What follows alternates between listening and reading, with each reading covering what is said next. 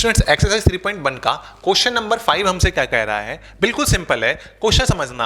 Half the perimeter of a rectangular garden whose length is 4 metre more than its width is 36 metre, find the dimension of the garden. हो सकता है आपने अगर इस question को करा हो तो आपसे नहीं हुआ होगा या फिर आपका ये गलत हुआ होगा। उसका कारण है क्योंकि आपने क्वेश्चन को समझा नहीं और उसके कॉन्सेप्ट को सेटिंग से अप्लाई नहीं किया। ठीक है, ये मैथ्स के साथ में इंग्लिश का भी क्वेश्चन है, वो कैसे अभी समझाऊंगा। देखो, सबसे पहले आपको समझना पड़ेगा कि रेक्टेंगल होता क्या है। आई होप पता होगा सबको, फिर भी बता देता हूं कि ये मेरा क्या है, कोई एक रेक्टेंगल है, ऐसे मान लो।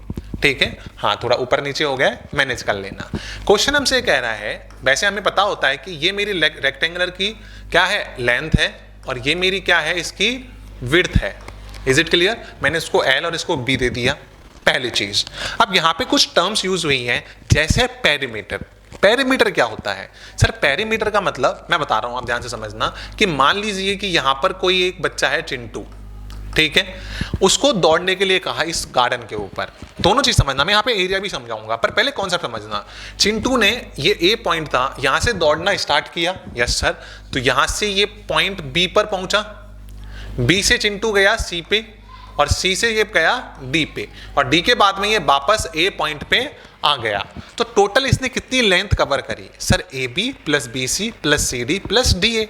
तो ये जो A B plus B C plus C D plus D A जो है, इसका पूरा सम है, इसे क्या बोलते हैं हम? पेरीमीटर बोलते हैं। Is it clear? पेरीमीटर। क्या यहाँ तक क्लियर है क्या? हाँ जी सर। आप डायरेक्ट याद रखना, मैं आपको डायरेक्ट बता रहा हूँ, वैसे आप इसको सॉल्व करके ट्राई भी कर सकते हो। क्या होता है perimeter of rectangle? Sir 2 × L + V। Is it clear?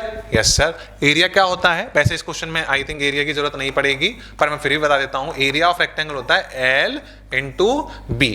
ये सारी चीजें क्यों होती है, कैसे होती हैं, अगर आपको डाउट हो तो मेरे से पूछ लेना।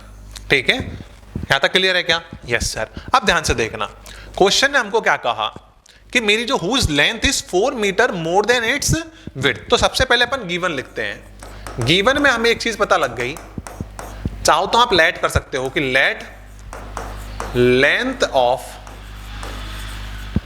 Rectangle equal to L। हाँ जी sir. Similarly width of rectangle equal to sir जी B।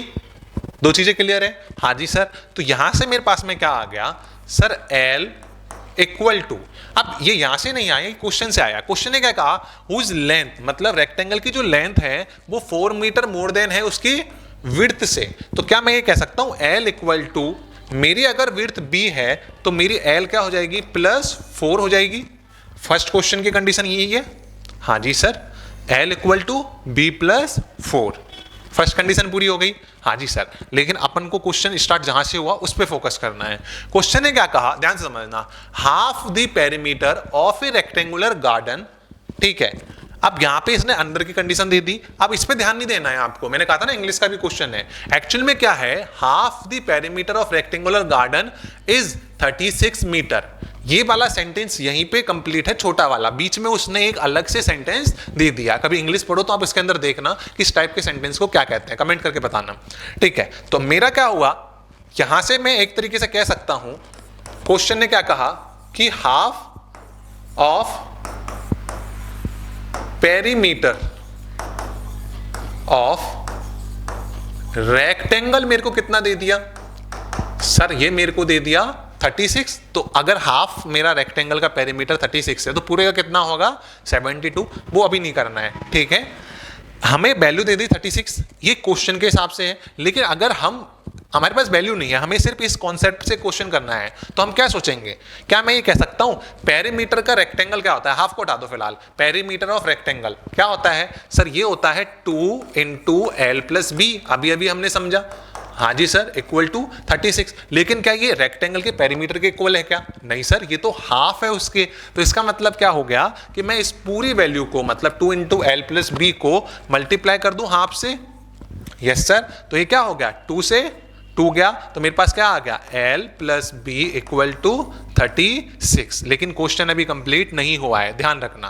क्या क्वेश्चन ने क्या कहा है, find the dimension of the rectangle, मतलब L और B निकालने हैं। सर L प्लस बी की वैल्यू 36 आ गई और मुझे पता लग गया L जो है B प्लस 4 है। मेरी एक बात अच्छे से ध्यान में रखना, मैथ्स के लिए या किसी भी सब्जेक्ट के लिए, स्पेशली मैथ्स के लिए, कि मैथ्स के अंदर अगर आपने क्वेश्चन अच्छे से समझ लिया ना तो आपका आंसर 100% आएगा और वो भी सही आएगा अगर प्रोसेस को अच्छे से फॉलो कर लिया। ठीक है, P4 आरबी गुरुकुल के अंदर P4 प्रोसेस होता है। ठीक है, तो प्रोसेस को अच्छे से फॉलो करो। तो यहां से क्या हो गया, मेरा L क्या है मेरा सर, B प्लस 4। तो मैंने इक्वेशन 1 की वैल्यू को सब्स्टिट्यूट कर दिया इक्वेशन 2 के अंदर, यहां लिख लेना आप। ठीक है, तो B प्लस 4 इसकी जगह तो B प्लस 4 लिख दिया, B अपनी जगह रिप्रेजेंट कर दिया इक्वल टू सर 36।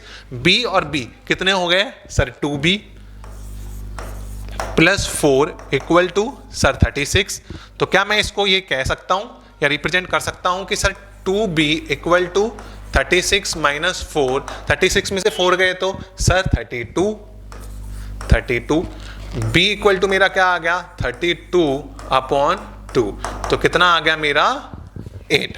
क्या यहां तक क्लियर है क्या? हाँ जी सर। तो मेरी विड्थ ऑफ द रेक्टेंगल क्या हो जाएगी सर, 8 हो जाएगी। पहली step complete. Yes sir. Similarly L equal to, question ने क्या कहा था, L plus B equal to 36। चाहो तो आप इस तरीके से भी कर सकते हो या फर्स्ट वाले पार्ट से भी कर सकते हो। ठीक है, सॉरी 32 में 2 का डिवाइड करेंगे तो 16 आएगा, 8 नहीं आएगा। ठीक है, ये मेरे से मिस्टेक हो गई जो उसमें। ठीक है, तो अपने पास b की वैल्यू कितनी हो गई सर, 16। तो आप अगर ऊपर ध्यान से इक्वेशन फर्स्ट देखोगे तो क्या है, L equal to B plus 4। b मेरा 16 है तो मेरा L कितना हो जाएगा sir, 16 plus 4। L equal to कितना आ गया सर, 20। चाहो तो आप सेकंड इक्वेशन से कर सकते हो, b की जगह 16 रख देना, 16 इधर जाएगा तो 36 माइनस 16 कितना हो गया सर, वो भी 20। तो आप किसी भी तरीके से करो, अगर आपका कॉन्सेप्ट सही है, प्रोसेस सही है, तो आपका आंसर 100% सही आएगा और आपके फुल मार्क्स मिलेंगे। ठीक है, यदि फिर भी कोई डाउट हो, वैसे आपको समझ में आ गया होगा, एक बार वापस से देख लेना अगर जिस जगह डाउट हो, फिर भी डाउट रह जाए तो कमेंट करके पूछ लेना। मिलते हैं नेक्स्ट वीडियो में, तब तक के लिए धन्यवाद। जय हिंद।